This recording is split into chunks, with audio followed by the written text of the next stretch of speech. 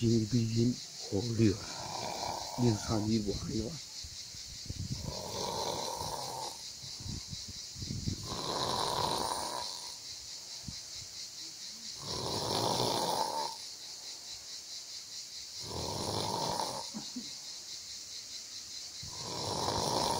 Şuş.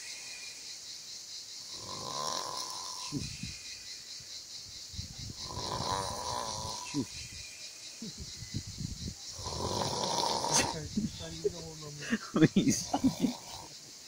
İnsan olsa böyle horlamaz.